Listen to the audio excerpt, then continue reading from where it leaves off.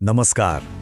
हिंद महासागर, यहाँ शक्ति का संतुलन आप जानते हैं लगातार बदल रहा है। तो आज हम भारत के एक बहुत ही बड़े एक स्ट्रेटेजिक मूव का विश्लेषण करेंगे, कोलंबो डॉकयार्ड का अधिग्रहण। देखिए, ये एक ऐसा फैसला है जो इस पूरे क्षेत्र की जियोपॉलिटिक्स को हमेशा के लिए बदल सकता है। तो हम इसे 5 हिस्सों में समझेंगे। सबसे पहले हिंद महासागर की ये पूरी शतरंज की बिसात है क्या। फिर देखेंगे भारत की स्ट्रेटेजिक पार्टनरशिप को। इसके बाद इस जरूरी हब को सिक्योर करने के फायदे क्या हैं। फिर आएगा इसका इकोनॉमिक असर और आखिर में हम देखेंगे कि ये भारत की मैरीटाइम स्ट्रैटेजी को कैसे बिल्कुल नए सिरे से लिख रहा है। तो चलिए शुरू करते हैं पहले हिस्से से, हिंद महासागर की बिसात। देखिए, ये समझने के लिए कि भारत ने ये कदम क्यों उठाया, हमें थोड़ा पीछे जाना होगा। उस इतिहास को देखना होगा जहां कुछ बड़े मौके हमारे हाथ से निकल गए थे। एक बड़ी दिलचस्प बात कही जाती है, हिंद महासागर की शांत लहरों के नीचे एक खामोश जंग लड़ी जा रही है।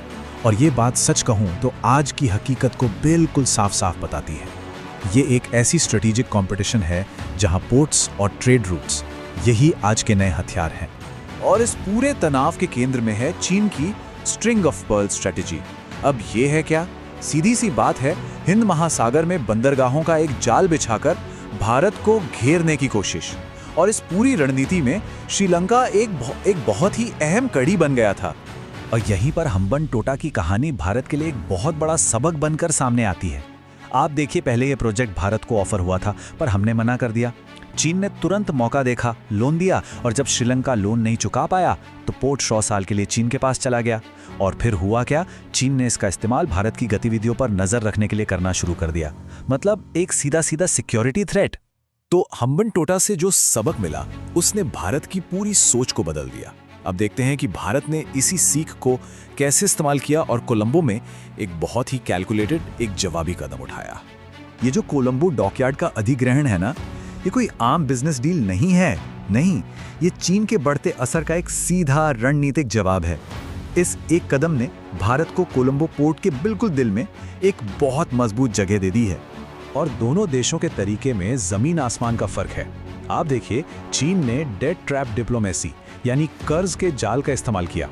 वहीं भारत ने श्रीलंका के कहने पर, उनके रिक्वेस्ट पर एक पार्टनरशिप की जिसमें दोनों का फायदा हो। ये भारत की नेबरहुड फर्स्ट पॉलिसी का आप कह सकते हैं एक जीता जागता सबूत है। तो डील हुई किसके बीच? भारत की सरकारी डिफेंस कंपनी मजगांव डॉक और श्रीलंका की सरकारी कंपनी कोलंबो डॉकयार्ड। इन्वेस्टमेंट कितना? करीब $26.8 मिलियन। और इससे भारत को मिला क्या? 51% की कंट्रोलिंग हिस्सेदारी। तो ये साफ तौर पर एक गवर्नमेंट टू गवर्नमेंट पार्टनरशिप है। ठीक है, तो डील की बातें तो समझ आ गईं, पर अब सवाल ये है कि इसका असली फायदा क्या है। मतलब कोलंबो डॉकयार्ड पर कंट्रोल से भारत को ऑन ग्राउंड क्या एडवांटेज मिलता है? जरा इस नंबर पर गौर कीजिए, 60%। भारत का 60% ट्रांसशिपमेंट कार्गो कोलंबो से होकर गुजरता है। मतलब ये हमारे व्यापार के लिए एक तरह की मेन आर्टरी है, एक बहुत ही जरूरी समुद्री रास्ता। और इस डील ने पूरी सिचुएशन ही बदल दी। पहले क्या था? हम इस पोर्ट पर बस एक कस्टमर थे। अब हम इस रूट पर जो सबसे बड़ा सर्विस स्टेशन है उसके मालिक हैं। जहाज़ों की रिपेयर, मेंटेनेंस, सब पर हमारा कंट्रोल होगा। जाहिर है, इससे इस जरूरी रूट पर हमारा दबदबा बढ़ेगा। और ये कोई छोटा मोटा डॉकयार्ड नहीं है, ये एक हाईटेक फैसिलिटी है। 4 स्पेशल ड्राई डॉक्स हैं, बड़े से बड़े जहाज़ों को हैंडल कर सकती है। तो कमर्शियल शिपिंग के लिए तो ये जरूरी है ही, लेकिन इसका मिलिट्री एंगल भी उतना ही बड़ा है। अब भारतीय नेवी के जहाज़ों को भी इस इलाके में मेंटेनेंस की बेहतरीन सुविधा मिल जाएगी। लेकिन कहानी सिर्फ पोर्ट तक ही सीमित नहीं है। इस डील का असर बहुत दूर तक जाएगा। तो चलिए अब इसके आर्थिक और पॉलिसी पर पड़ने वाले असर को समझते हैं। असल में ये अधिग्रहण भारत के एक बहुत बड़े विजन का हिस्सा है। ये सीधे सीधे मैरीटाइम अमृतकाल विजन 2047 से जुड़ता है, जिसका लक्ष्य ही है भारत को एक ग्लोबल मैरीटाइम हब बनाना और पोर्ट इंफ्रास्ट्रक्चर को मजबूत करना। और जानते हैं, मार्केट ने भी इस मूव को हाथों हाथ लिया। जैसे ही डील की खबर आई, मजगांव डॉक का स्टॉक 12% से ज्यादा उछल गया। ये दिखाता है कि इन्वेस्टर्स को भी इस सौदे की स्ट्रेटेजिक और फाइनेंशियल वैल्यू पर कितना भरोसा है। ये मजगांव डॉक के लिए भी एक बहुत बड़ा मील का पत्थर है। सोचिए, ये भारत की किसी बड़ी डिफेंस पीएसयू का पहला बड़ा इंटरनेशनल एक्सपेंशन है। इसने ग्लोबल स्टेज पर दूसरी भारतीय कंपनियों के लिए भी एक नया रास्ता खोल दिया है। तो चलिए अब आते हैं आखिरी और सबसे जरूरी बात पर। यह सौदा स्ट्रेटेजिक रूप से इतना अहम क्यों है? क्योंकि ये भारत की मैरीटाइम स्ट्रैटेजी में एक बहुत बड़े बदलाव का संकेत है। हम अब रिएक्टिव नहीं, प्रोएक्टिव हो रहे हैं। ये जो कोलंबो डील है ना, ये भारत की नई और ज्यादा असरदार मैरीटाइम स्ट्रैटेजी के हर पहलू को दिखाती है।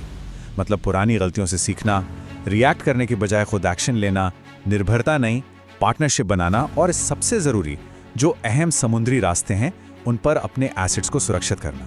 तो कुल मिलाकर बात यह है कि ये सिर्फ एक पोर्ट पर कब्जा करने से कहीं ज्यादा बड़ी बात है। ये हिंद महासागर में भारत के बढ़ते असर और उसकी स्ट्रेटेजिक आजादी के एक नए दौर की शुरुआत है। भारत अब इस खेल में सिर्फ एक खिलाड़ी नहीं है, वो खेल के नियम खुद लिख रहा है। तो आखिर में एक सवाल छोड़ जाते हैं।